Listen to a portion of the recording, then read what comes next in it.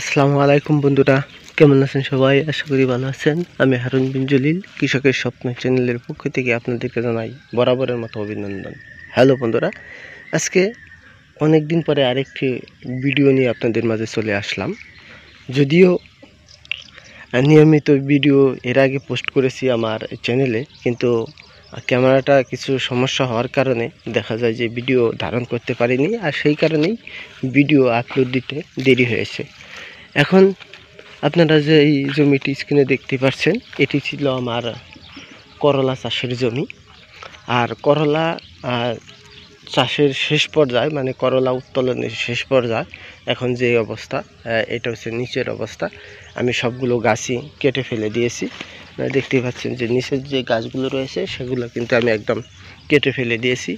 আর উপরের যে দৃশ্যটা সেটি হচ্ছে এই অবস্থা রয়েছে, এখন মানে মরে যাচ্ছে। এখন আমি এই জমিতে যেই চাষটা করতে যাচ্ছি সেটি হচ্ছে, যেহেতু সামনে আমার টার্গেট হচ্ছে আগাম সিম চাষের, কেরালা জাতের সিম চাষের। গতবার করেছিলাম আমি 3 কাঠা, আর এইবার এইটা সহ নিয়ে প্রায় 6 কাঠার মতো আমি সিদ্ধান্ত নিয়েছি যে আমার এই কেরালা যে আগাম জাতের সিম সেটা চাষ করব। এখন এই জমিতে যে ফাঁকা সময়টুকু রয়েছে, যে রোপণের এখনও 1-1.5 মাস সময় রয়েছে, সেই কারণে আমি এই ফাঁকা সময়টা কাজে লাগানোর জন্যই এখন এই যে নিয়ে আসছি চিচিঙ্গার চারা। এগুলো আমি নিজস্ব তৈরি করা চিচিঙ্গার চারা, এই চারাগুলো আমি তৈরি করেছি। আমার এই জমিতে 292টি চিচিঙ্গার চারা প্রয়োজন। সেখানে আমি চারাগুলো সবই আমার অলরেডি হয়ে গেছে, মাত্র এই 2 ক্যারেট।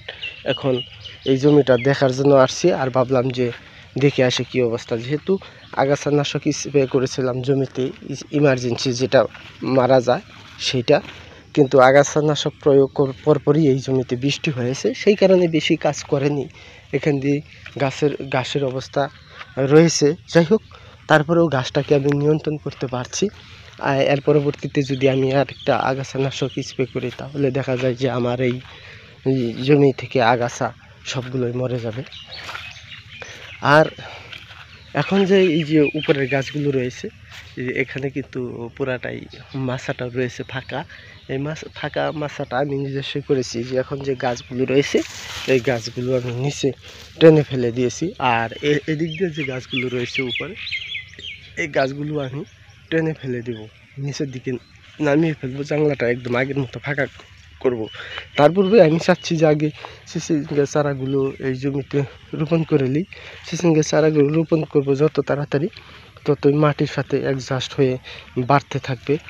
চিচিঙ্গার চারা যেহেতু ক্যারেটে রয়েছে, ক্যারেটে চারা কিন্তু বাড়ছে না তেমন। এখন যদি আমি এই মূল জমিতে চারাগুলো রোপণ করি, তাহলে অতি সহজেই চারাগুলো বেড়ে উঠবে। আর চারাগুলো রোপণ করার পূর্বে আমি গর্ত কিন্তু করে নিয়েছি, 3 হাত বাই 4 হাত পর পর গর্ত করে নিয়েছি। আর গর্তের ভিতরে আমি দিয়েছি এখন হলো যে মুরগির যে বিষটা, মানে মুরগির যে পায়খানা, সেই শুকনা পায়খানা, পুরাতন পায়খানা দিয়েছি। আর সাথে দিয়েছি আমার যে তৈরিকৃত ভার্মি কম্পোস্ট, সেই ভার্মি কম্পোস্ট এই গর্তের মধ্যে দেওয়া হয়ে গেছে।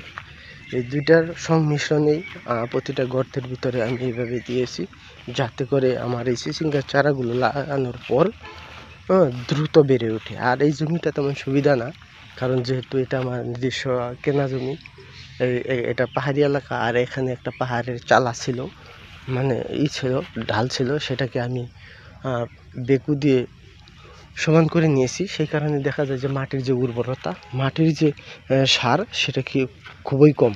আমি এই জমিতে যেটা ব্যবহার করি সেটাতেই কাজ হয়। আর তাছাড়া যে মাটির আলাদা একটা শক্তি, সেটা কিন্তু নাই।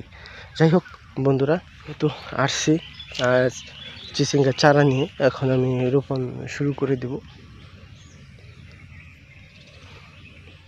সেই পর্যন্ত আপনারা ভালো থাকবেন। আশা করি ভিডিওটি আপনাদের ভালো লাগবে। আর ভিডিওটি যদি আপনাদের ভালো লাগে, তাহলে অবশ্যই লাইক কমেন্ট শেয়ার করবেন। আর যারা আমার চ্যানেলে নতুন, তারা অবশ্যই আমার এই চ্যানেলটি সাবস্ক্রাইব করে রাখবেন, যাতে করে আরও নতুন ভিডিও আপলোড দেওয়ার সাথে সাথে আপনারা নোটিফিকেশন পেয়ে যান। ধন্যবাদ।